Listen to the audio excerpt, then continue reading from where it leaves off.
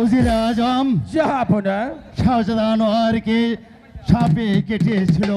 আমি বড্ড ক্লান্ত হয়ে পড়েছিলাম। আমি ভাবতেও পারিনি যে আমার একমাত্র সন্তান সে সুস্থ হবে। বেদী কন্যা তার জান বাজি রেখে আমার একমাত্র সন্তানকে সুস্থ করে তুলেছে। তাই তো আমি বেদ কন্যার সঙ্গে ওয়াদা করেছি, তার হাত ধরে আমি ওয়াদা করেছি বিনিময়ে যে পুরস্কার সে চাইবে তাকে সেই পুরস্কার দিয়ে আমি প্রাসাদ থেকে বিদায় করব। কিছু অর্থ দিয়ে বিদায় করে দেবেন। আমার মনে হয় বেদ কন্যা এখনই দরবারে এসে পড়বে। ওই তো বেদ কন্যা দরবারে পৌঁছে গেছি জাহাপনা। সালাম সালাম, এসো এসো এসো বেদ কন্যা এসো। আমি এতক্ষণ তোমারই অপেক্ষায় ছিলাম। আমি ভাবছি তোমার কেন বিলম্ব হচ্ছে, কেননা তুমি আমার একমাত্র সন্তানকে ওই আল্লাহ তাআলার রহমতে তুমি সুস্থ করে তুলেছ। এবারে বলো বিনিময়ে তুমি কি চাও? কি ধন আমি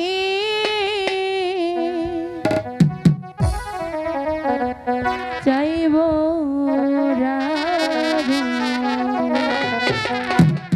হ্যাঁ চাও, তুমি যাও মন চাও। ও বাদশাহ ইয়া আপনার দরবারে গো বাদশাহ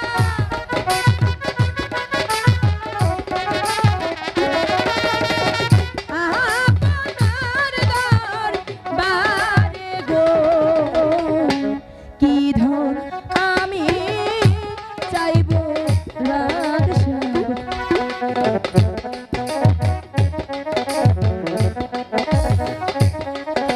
চেনো বেদ কন্যা, তুমি চেয়ে নাও তোমার মন যা চায় তুমি তাই চেয়ে নাও।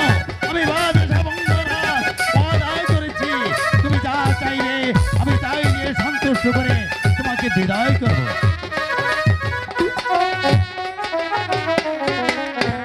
যাহা চাইব তাহা দিবেন গো।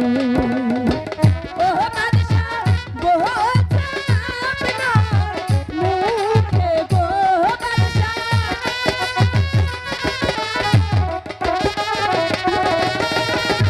বলছেন আপনার মুখে গো কি ধন আমি চাইব বাদশাহ। হ্যাঁ বেদ কন্যা, আমি বাদশাহ বংশধর, তুমি যা চাইবে আমি তাই নিয়ে সন্তুষ্ট করে তোমাকে বিদায় করব।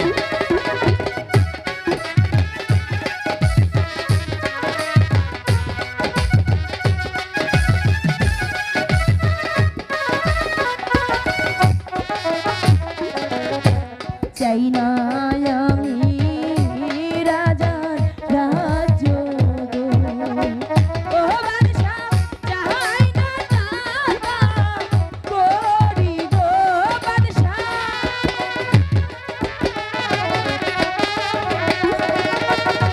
চাই শুধু রাজকুমার।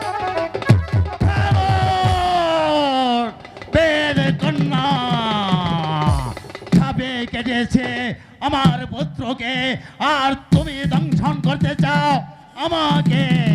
শোনো বেদ কন্যা, বলে যাও তুমি শাহজাদার কথা, অন্য কিছু চাও, প্রয়োজনে তুমি আমি রাজ্যের অর্ধাংশ চাও, তবু আমি দেবো। আমি কিছু চাই না, আপনি আমারে চাইতে কইছেন, আমি চাইছি, আমি যা চাইছি এখন আমারে তা দিয়ে দেন। হ্যাঁ আমি বলছি, আমি ওয়াদা করেছি তুমি বিনিময়ে যা চাইবে আমি তাই দেবো। ঠিক, তুমি যদি ওই আকাশের চাঁদ চাও তবে আমি আকাশের চাঁদ ছিঁড়ে দেব। আমি আকাশের চাঁদ চাই না, আমি শুধু রাজকুমারের চাই। আমি এখন বলছি বেদ কন্যা, তুমি আমার রাজ্যের অন্য কিছু চেয়ে নাও, আমি আমারই বলছি রাজ্যের অর্ধাংশ চাইলেও আমি তোমাকে দেবো। আপনি আমারে কথা দিছেন, ভুইলা যায়েন না। আমি চাইছি আমার পাওনাটা আমারে দিয়া দেন, আমি চইলা যাবো। খামোশ! বেদ কন্যা, দ্বিতীয়বার ওই কথা উচ্চারণ করলে তোমাকে আমি বেজ্জত করে আমার প্রাসাদ থেকে আমার দরবার থেকে তোমাকে আমি বিদায় করব। জনাব, আমি বলছিলাম কি জনাব, এই বেদ কন্যাকে এই রাজপ্রাসাদ থেকে তুর তুর করে তাড়িয়েছেন জনাব। আমার ভাবতে অবাক লাগছে, তোমার মতো একটা হিংস্র প্রসয় রাজ দরবার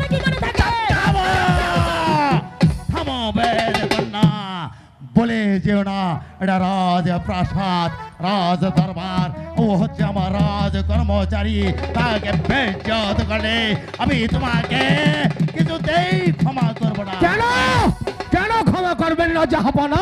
বেদ কন্যা তার পুরস্কার চেয়েছে বলে তাকে বেজ্জত করে দরবার থেকে তাড়িয়ে দেবেন, আর মোবারক বেদ কন্যাকে দরবার থেকে তাড়িয়ে দিতে যাচ্ছে, তার প্রতিবাদ করেছে বলে আপনি এই বেদ কন্যাকে ক্ষমা করবেন না?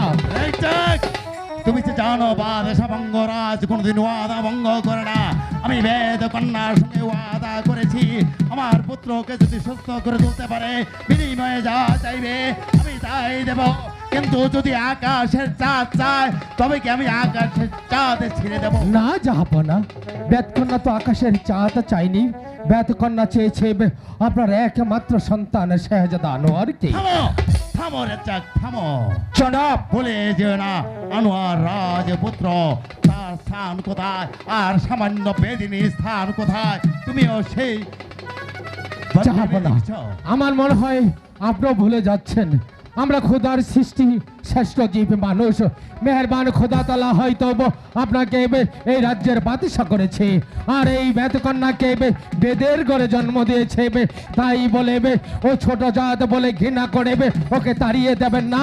একবার ভেবে দেখুন জাহাপনা, যখন আপনার সন্তান শাহজাদা আনোয়ারকে সর্পে দংশন করেছিল, আপনি বেগম আম্মা আমরা সবাই ডুকরে ডুকরে কাঁদছিলাম, তখন তো কেউ আপনার পাশে এসে দাঁড়ায়নি, কেউ তো বলেনি আমি আমার জীবনের বাজি রেখে হলেও আপনার সন্তানকে সুস্থ করে দেবো। কিন্তু এই বেদ কন্যা বলেছে আমি আমার জীবনের বাজি রেখে হলেও আপনার সন্তানকে সুস্থ করে দেবো। আপনি শুধু আপনার কথাটুকু রক্ষা করবেন, তাই তো আমি আপনাকে অনুরোধ করে বলছি বেদ কন্যার চাওয়া পূর্ণ করে দিন জাহাপনা। থামো থামো রেজাক, থামো। আর শুনতে চাই না তোমার কাছ থেকে, আরো শুনতে চাই না। আমি তোমার সম্মুখে ওয়াদা করেছি, সে যা চাইবে তাই দেব। প্রয়োজনে এই বঙ্গরাজ্যের অর্ধাংশ দেব, তবু আমার পুত্র কেন, আমার পুত্র দংশন করেছে, আর বেদ কন্যা দংশন করতে চাচ্ছে আমাকে। সেনাপতি রেজ্জাক হয়তো বুঝতে পারেনি, তাই বলে ফেলেছে শাহজাদা আনোয়ারকে সামান্য একটা গরিবের ছোট লোক তাকে বিবাহ করে রাজ দরবারে রাজ প্রাসাদে আনলে হয়তো রাজমুখে সে মারাও যেতে পারে। মোবারক মোবারক, একটা কথা মনে রেখো, তুমি অজির পুত্র, তুমি ধনির দুলাল, লোভ নামক শব্দটা তোমার অন্তরে থাকতে পারে, কিন্তু এই গরিব মেহনতি মানুষের প্রাণে মনে কোনো লোভ থাকতে পারে না। মোবারক, তুমি তো অজির পুত্র, তুমিও তো জাহাপনার হিতাকাঙ্ক্ষী। যখন শাহজাদা আনোয়ার ঢুকরে ঢুকরে এই পৃথিবী ছেড়ে চলে যাচ্ছিল, যখন জাহাপনা কাঁদছিল, তখন তো তুমি পাশে এসে দাঁড়াওনি। মোবারক জাহাপনা, রেজাক, আপনাকে আরেকটি কথা বলবো। তোমাকে আমি আরেকটি কথা বলছি, তুমি এখন ওই বেদ কন্যাকে ভালোভাবে বুঝিয়ে দেখো সে কি চায়। আমি অর্ধাংশের কথা বলছি, যদি পুনরায় আমার এই বঙ্গরাজ্যের রাজ্যটা চায় তবু আমি দেব। না জাহাপনা না, এই বঙ্গরাজ্য কেন তামাম পৃথিবী দিলেও বেতকন্যার চাওয়া পূর্ণ হবে না। কেন জানেন? এই বেতকন্যা শাহজাদা আনোয়ারকে মন প্রাণ দিয়ে ভালোবাসে। শুধু তাই নয় জাহাপনা, আপনার সন্তান শাহজাদা আনোয়ারও এই বেতকন্যাকে মন প্রাণ দিয়ে ভালোবাসে। থামো থামো রেজাক, থামো। জনাব। আর শুনতে চাই না, আর জানতে চাই না। আমার একমাত্র পুত্র আনোয়ার ওই বেদির মেয়েকে কে ভালোবাসে, আমি কিছুতেই বিশ্বাস করবো না।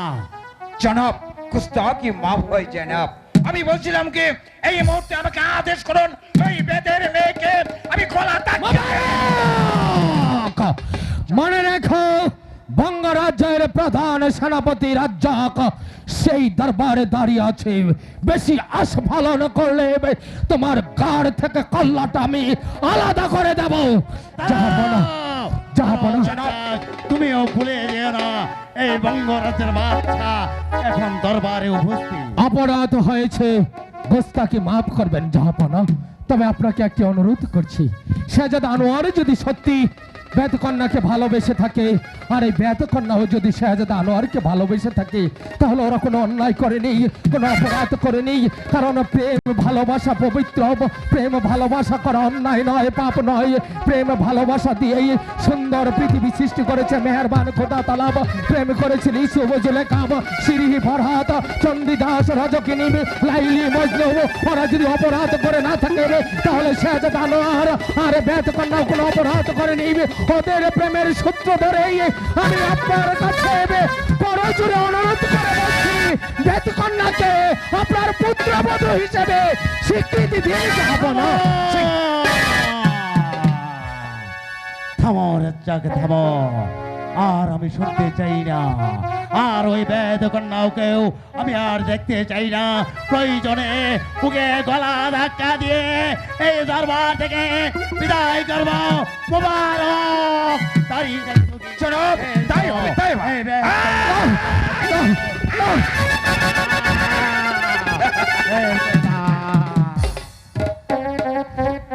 বেরিয়ে যা, জনাব, বেরিয়ে যা ছোট জাতের কন্যা। বাহ হুজুর, পুরস্কারের বদলে যে তিরস্কার আপনি আমারে করছেন তা আমি মাইনা নিলাম, কিন্তু আপনি কি পারবেন আপনার এই অট্টালিকা দিয়া রাজকুমার আটকায় রাখতে? আমি আমার কপালের রক্ত দিয়ে লিখে যাইতেছি, আমাদের ভালোবাসা যদি সত্যি হয়ে থাকে, একদিন না একদিন রাজকুমার আমার কাছে ছুইটা যাইবে। পারবেন না আপনার অট্টালিকা দিয়ে রাজকুমার আটকায় রাখতে? তাই বইলা যাইতেছি, আমি শুনেছি প্রজারা যদি ভুল করে থাকে বিচার করে স্বয়ং রাজা, আর রাজা যদি ভুল করে থাকে বিচার করে স্বয়ং খোদা।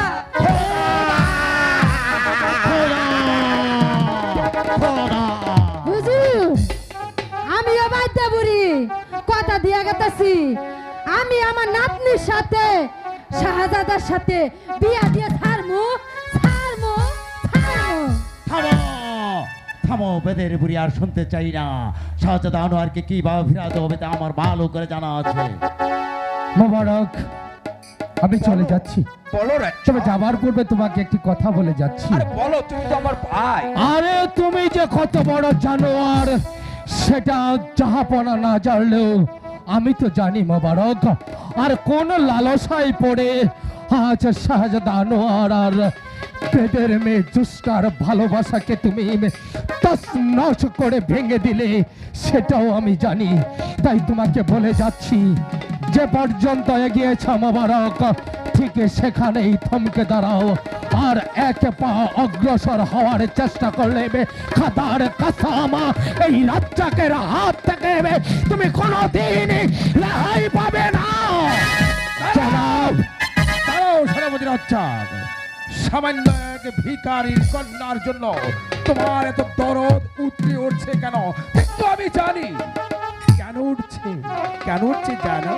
বলুন। আমি পরস্পর জানতে পেরেছি ওই বেদিনী কন্যা নাকি তোমার ভক্তি হয়। হ্যাঁ, ওই ব্যত কন্যাকে ভগিনী বলে এই রাজ্যের সেনাপতি রাজ্জাক তার বুকে স্থান দিয়েছে। তাই তো প্রকাশ্য দিবালোকে আজ আমি বলে যাচ্ছি, জাহাপনার কাছেও বলে যাচ্ছি, ভাইজান হয়ে ভগ্নির মুখে হাসি ফোটাতে এই রাজ্জাক যে কোনো কাজ করতে পারে।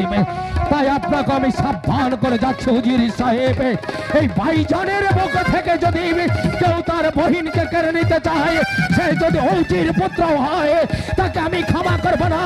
আমার হাতের হাতিয়ার দিয়ে তাকে আমি দ্বিখণ্ডিত করে দেবো, কথাটা মনে রাখবেন। জনাব, আপনাকে একটি কথা বলে যাচ্ছি, আপনি শুধু আমার চাকরিদাতা প্রভুই নয়, আপনি আমার পিতার মতো, নিজের সন্তানের মতো লালন পালন করে আমাকে বড় করেছেন। বেগম আমার নিজ হাতে আমার এই মুখে খাবার তুলে দিয়েছে। তাই যদি কোনো অপরাধ করে থাকি, নিজ গুণে আপনার এই সন্তানকে ক্ষমা করে দেবেন। তবে জনাব, আজ অর্থ আর প্রাচুর্যের মাঝে পড়ে আপনি ভুলে যাচ্ছেন এই পৃথিবীর সত্যিকারের জিনিস কি। ওগো জনাব, প্রজারাই যদি আপনাকে ভালো না বাসে, তাহলে কি হবে এই শাহী মসনদ দিয়ে, কি হবে এই শাহী মহল দিয়ে? প্রজারা বেঁচে থাকলেই রাজা বেঁচে থাকে, প্রজারা খুশি থাকলেই বাদশা খুশি থাকে। তাই তো বলছি জনাব, আজ যে ছোট জাতের কন্যাকে ছোট জাত বলে ঘেন্না করে আপনি এই দরবার থেকে তাড়িয়ে দিলেন, আপনারই সম্মুখে সেই ছোট জাতের কন্যা তার কপালের রক্ত দিয়ে আপনার এই শাহী মহলে লেপে দিয়ে গেছে। পারবেন কি জনাব ওই রক্ত মোছার জন্য এই বিশাল মহলটা জ্বালিয়ে পুড়িয়ে ছারখার করে দিতে? পারবেন না, পারবেন না জনাব, পারবেন না। তাই তো বলছি, বেদ কন্যার কণ্ঠে কণ্ঠ মিলিয়ে সত্যি যদি আনোয়ার ওই বেদের মেয়ে জ্যোৎস্নাকে ভালোবেসে থাকে তাহলে এই রক্তের টানে তার কাছে চলে যাবে। সেদিন আপনি আপনার ওজির আলাম, আপনার ডান হাত মোবারক, তারা কেউ আপনাকে ফিরিয়ে রাখতে পারবেন না। ভালোবাসা এমনই এক জিনিস যা টাকা পয়সা দিয়ে আটকে রাখা যায় না। ভালোবাসার শক্তি এতই যে সেনাপতি উজির মন্ত্রী কেউ তাকে বাধা দিতে পারে না। আর যেদিন আনোয়ার যাবে জ্যোৎস্নার কাছে সেদিন ভাইজান হয়ে ওদের দুজনের বিয়ে দেবে এই রাজ্যের সেনাপতি রাজ্জাক।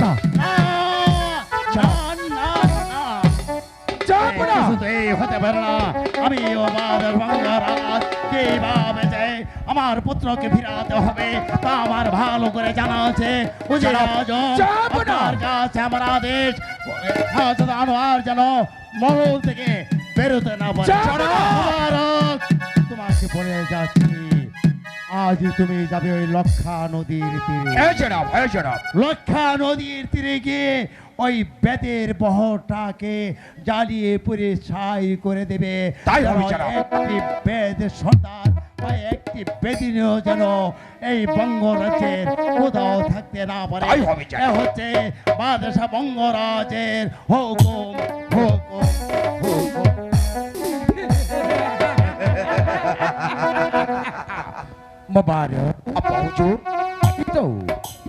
এই তো সুবর্ণ সুযোগ।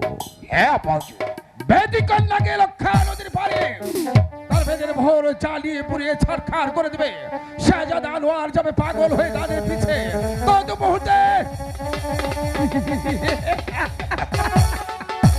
এই বঙ্গরাজের অর্ধগ রাজত্ব আমি করাই ঘন্টায় হিসাব করে নেব। আর বঙ্গরাজকে ধীরে ধীরে কৌশলে যেভাবে হোক না কেন পৃথিবী থেকে সরিয়ে দিতে হবে।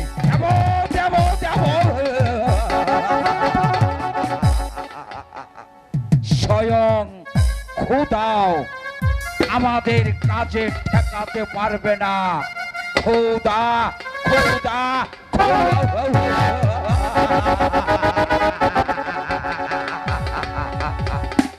এক মুলকে তো বাদশাহ नहीं नहीं, एक में तो तलवार यही नहीं मेरा सदका। শাহজাদা আনোয়ারকে আমি দুনিয়া থেকে বিদায় করে দেব। আর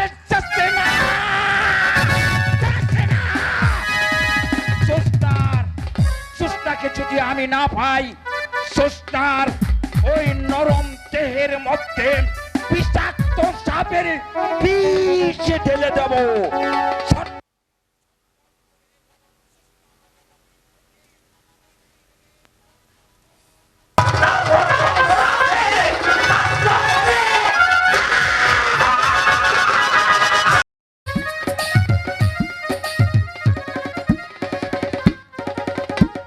আম্মা হুজুর, বলো।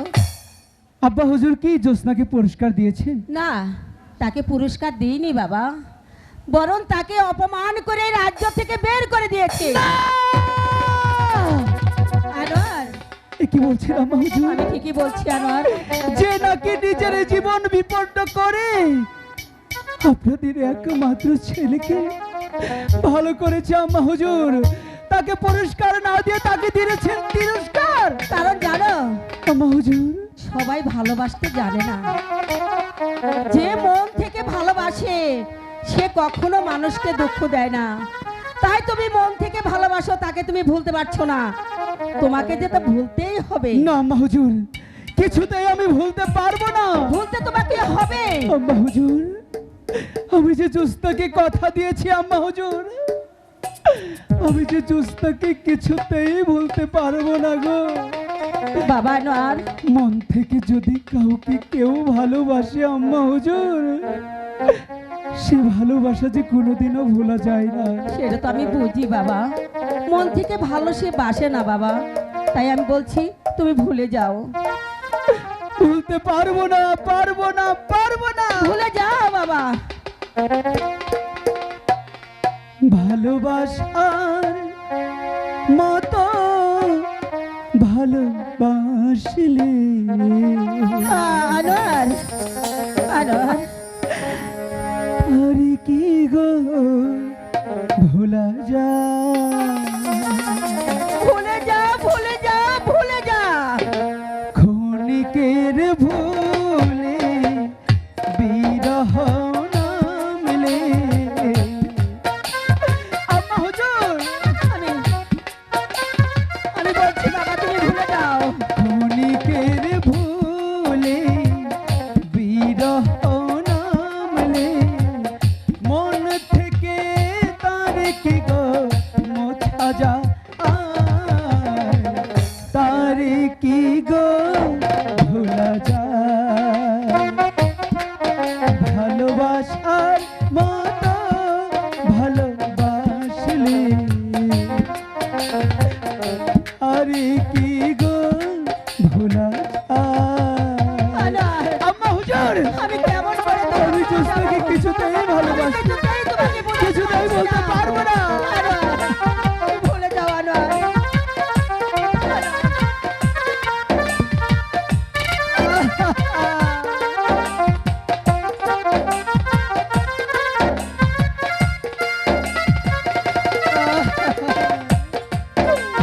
আমি জোস্তাকে কিছুতেই বলতে পারবো না।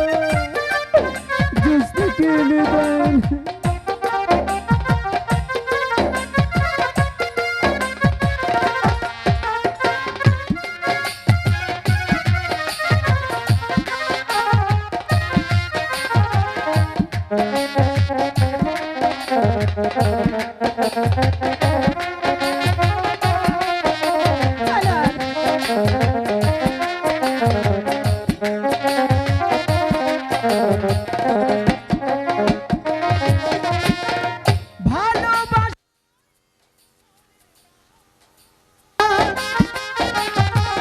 বুকে ধরে কারো সম্মান। বাবা আনোয়ার, ভুলে যাও বাবা। ভালোবাসায় ঈশ্বরের দান, বুকে ধরে কারো সম্মান। সারা সারা রাত ভোরে নেই প্রেম ঘুম তেরে।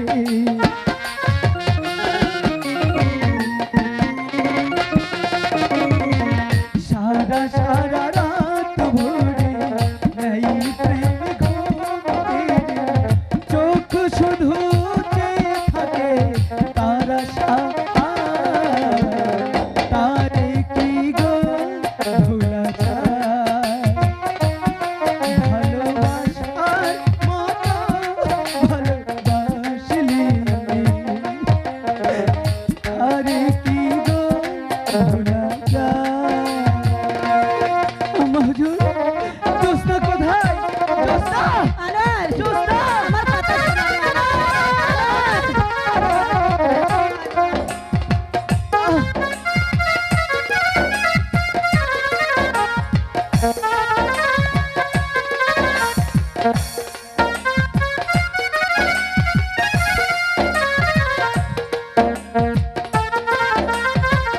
জোস্তা!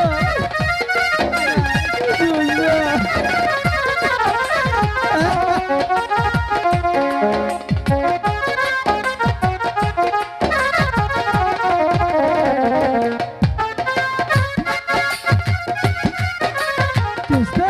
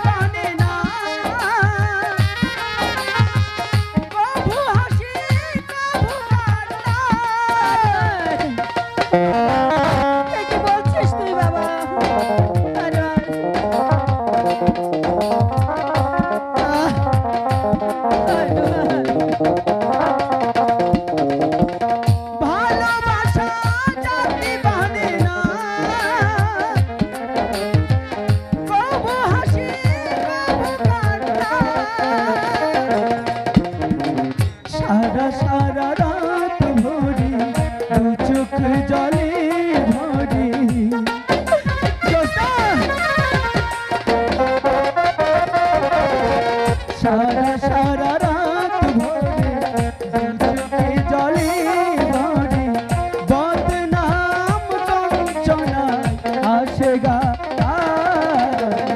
তারে কি গো ভোলা যায় ভালোবাসা মাতা ভালোবাসে তারে কি গো ভোলা যায় ক্ষণিকের ভুলে বিরহ নামলে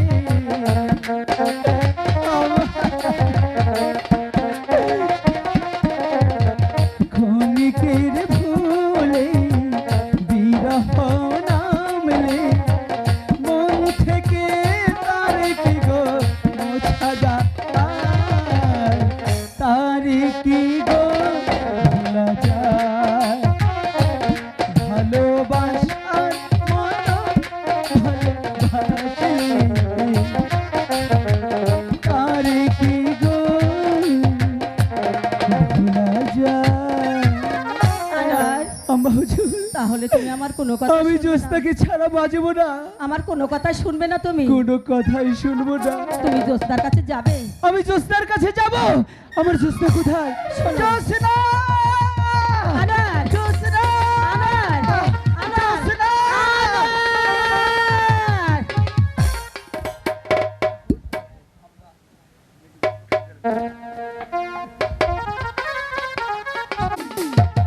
এই বেদের বহরটাকে জ্বালিয়ে পুড়িয়ে সার খার করে দে, যেন ওরা বাঁচতে না পারে, শুধু বাঁচবে শুধু সুস্নাকে আমি চাই। সুস্নাকে এই মুহূর্তে এই অন্ধকারে আমি সুস্নাকে ধরে আমি নিয়ে যাব আমার প্রমোদ কক্ষে, তারপর সুস্নাকে বুঝিয়ে দেব তোমার ওই বাঁকা চোখের চাউনি।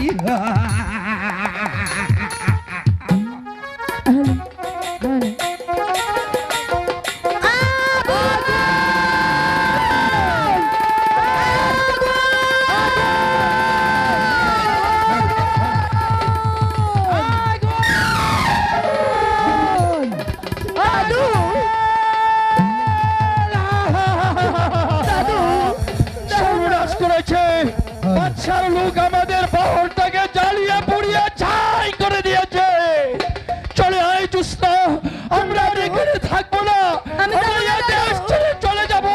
চলে আয়। আমি যাবো না দাদু, আমার সাইরে দাও। ওরে বোন ও ঝোসনি, এই দেশের রাজা যে দুর্দান্ত হয়েছে, কথা দিয়ে তার কথা রাখিনি, সেখানেই ক্ষান্ত হয়নি, আমাদের বাড়ি ঘর জ্বালিয়ে পুড়িয়ে ছাই করে দিয়েছে। তাই হয়ে যাক না কেন, আমি যাবো না দাদু। যেতে হবে রে। ওরে বহরের সবাই তোরা কানাই বড়াই, তোরা নৌকা ছেড়ে দে, দাদু, আমরা দাদু, এদেশ দাদু, ছেড়ে